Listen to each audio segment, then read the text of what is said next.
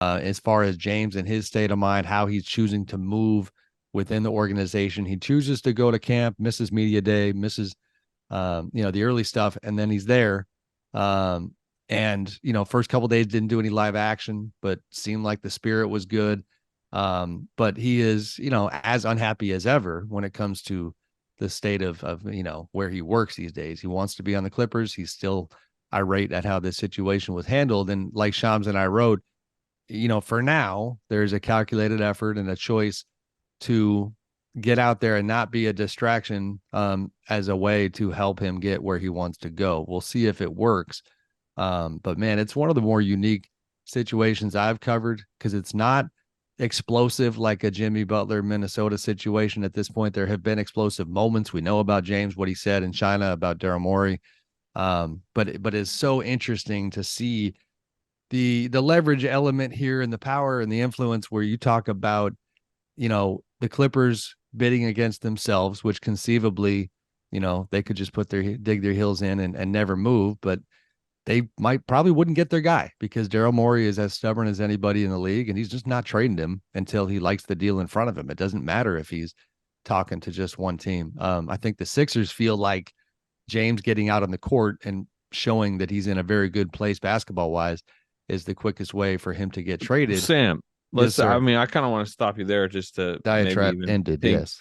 ping questions at you. But tell me how he. I mean, he looked from the outside looking in. He's in shape. Yeah, for sure. He's Very good shape. at least handling the player to player relationship stuff well. Is it? Do you feel iciness? I mean, the situation going in, but do you feel iciness like around the building or not really? And like, what was Fort Collins like? James is an interesting dude, and I'm answering your question because it's funny. He was I thought about this when I was out there. He was extremely close to Kobe Bryant, the late Kobe, and had the same agent as Kobe. And Kobe actually kind of ushered that relationship in when Rob Pelinka was an agent. So all of which is to say, like, I keep thinking about the way Kobe handled his dissatisfaction at different times, which was, no bones about it. You knew he was pissed. He told the world, he told Stephen A, he told radio shows, get me out of LA.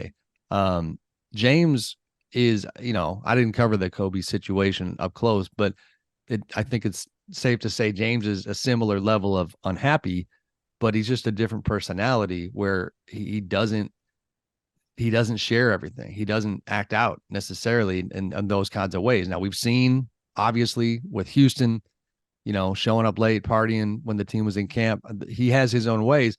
This is different. He's in shape. Is it icy?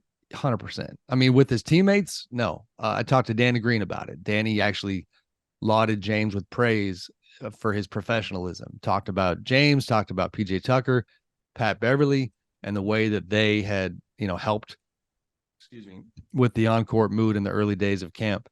Now, James and Daryl still as sideways as ever, and I think it extends beyond that. I think frustration at Josh Harris, and then the longer this situation goes on, yeah, I mean, if you look at big fella, Joel Embiid's got a lot of juice in that organization, and to this point, it seems like he is taking a Switzerland approach to this conflict.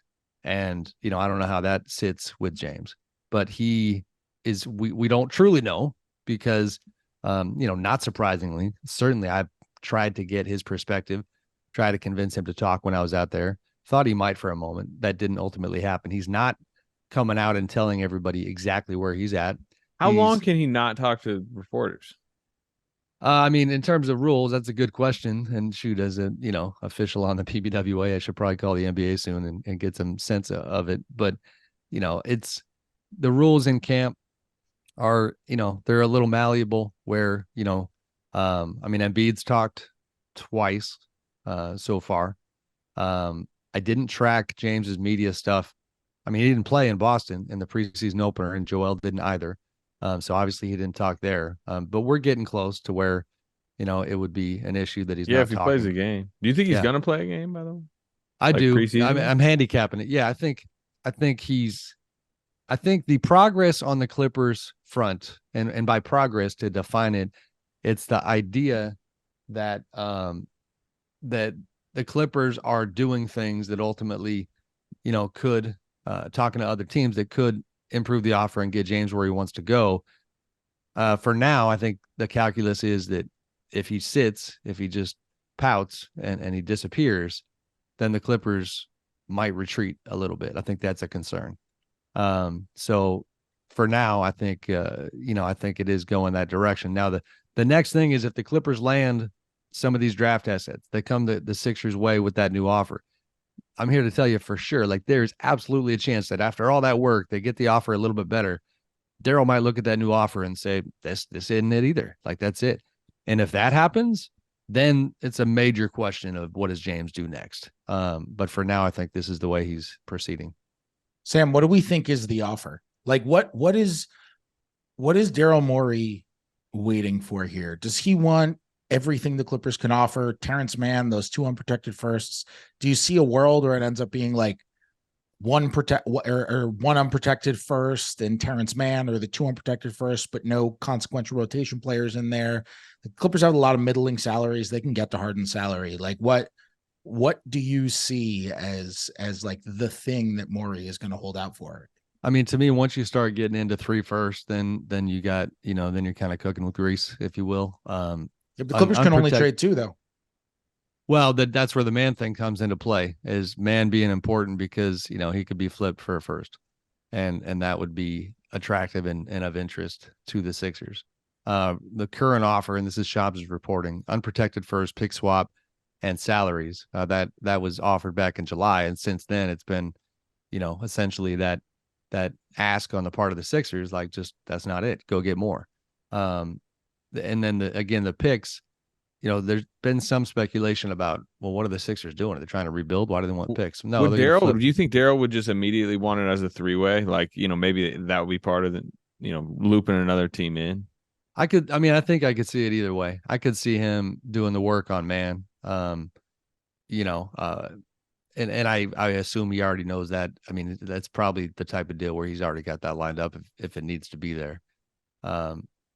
But the mystery, if you will, too, that I don't have the answer to is what's the next move? Because, taking all that draft capital and turning it into a player who, my feeling and informed speculation, if you will, is that player, whoever they have their eyes on, is not as good as James Harden. Like, say what you will about James. It's funny, Fred, we're going to get into storylines that we shouldn't ignore. Like, I do admittedly feel like we ignore the fact that James Harden led the league in assists last season, that he played a massive part in Joel Embiid being MVP of the league with the way he deferred, the way he changed his game. He had a pretty damn good year. He had some Remember, he also had, I know he had a few bad games in that Celtics series, including, I think, game 7. Great games. But he like won two of the games in Boston, like the biggest win. And that's where Daryl is looking at it like, you got to be kidding me. This dude, like, once you get him happy on this new Clippers team, you're going to have a hell of a ball player. And, and the Sixers are trying, and Daryl with all his might, to not let go of the rope of title contention. And that's where this transaction is so massive. And that's where the question of if James is going to play, that's where it's so interesting to analyze, right? Because if you think playing is what gets you to the next team, then James chooses to get out there. But then the irony is, then once he gets out there, then the Sixers are title contenders again, depending on how he plays and how it looks. That's what they don't want to fall out of that window. And I'm very curious to see down the line. Let's assume he gets to the Clippers eventually. What are the Sixers doing there? Who are they targeting? And who is this player that, with all that draft capital, they want to try to flip to remain title contenders?